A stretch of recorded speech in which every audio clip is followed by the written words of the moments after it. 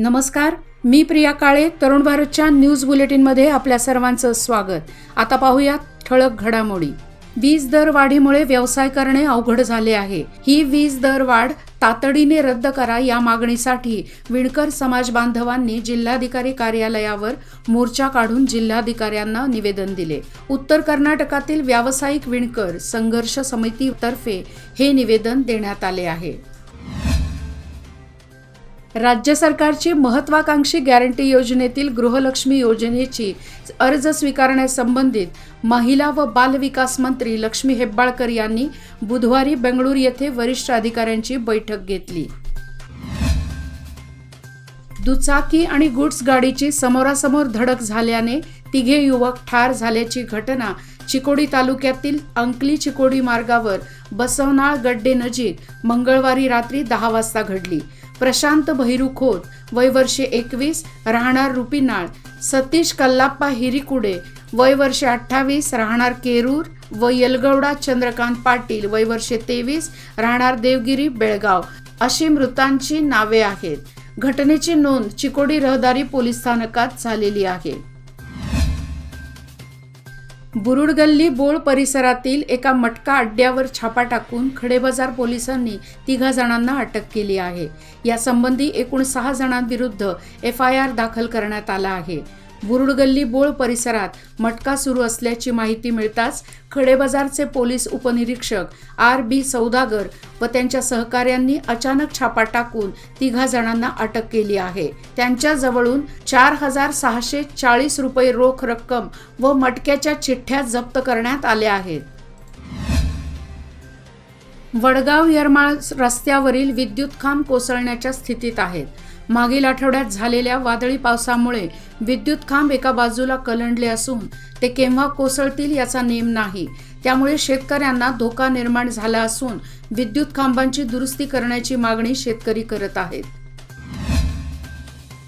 एकीकडे राज्य सरकारने घरातील 200 युनिट विद्युत पुरवठा मोफत पुरवण्यात येणार आहे असे जाहीर केले आहे.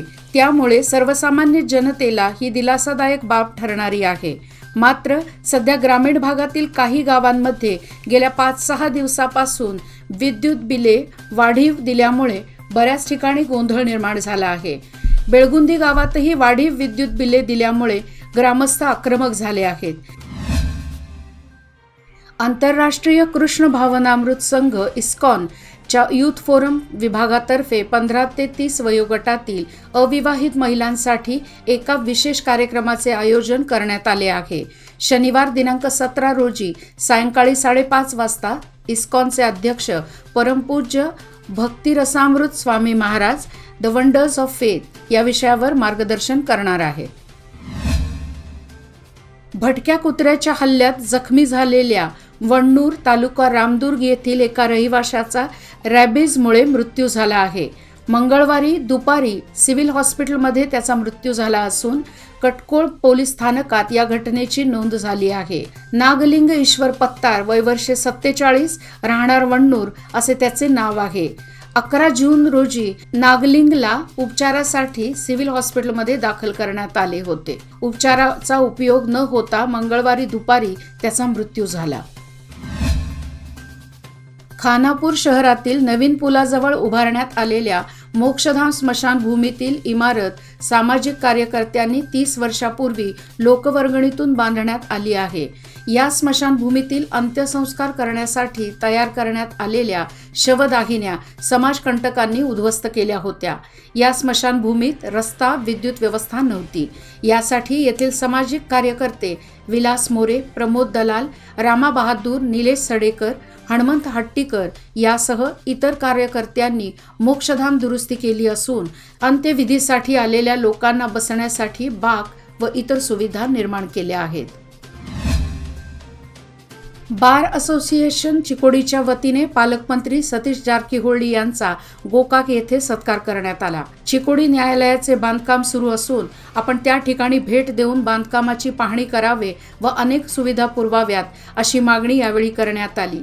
यावेळी चिकोडी बार असोसिएशनचे अध्यक्ष कलमेश किवड, संतोष वाली, SY Patil, ND दरबारे, SL यर्नाळे, DB कोत्याकूळ, HS नसलापुरे, मोट्टण्णावर, Shrinivas हरके व बाणे आदी उपस्थित होते. राज्य सरकारने घोषणा केलेल्या 5 गॅरंटी योजनांपैकी शक्ती मोफत बस प्रवास योजना रविवार दिनांक 11 पासून लागू करण्यात आली. आता गृहलक्ष्मी योजनेसाठी ऑनलाईन नाव नोंदणी केली जाणार आहे. त्यापूर्वी आधार क्रमांकाला बँक खाते नंबर लिंक आहे की नाही हे तपासण्यासाठी CSC केंद्रावर गर्दी होत आहे. मात्र आधार कार्ड वेबसाईटचा 8 दिवसापासून सर्व्हर डाऊन झाल्यामुळे इच्छुकांना निराश व्हावे लागले आहे. याचबरोबर आजचे बातमीपत्र इथेच संपले. अधिक माहिती आणि ताज्या घडामोडीकरिता पाहत रहा तरुण भारत न्यूज चॅनल. तसेच आमच्या चॅनलला लाईक, शेअर आणि सबस्क्राईब करायला विसरू नका. आणि विश्वासार्ह बातम्यासाठी दररोज वाचा दैनिक तरुण भारत. धन्यवाद. शुभरात्री.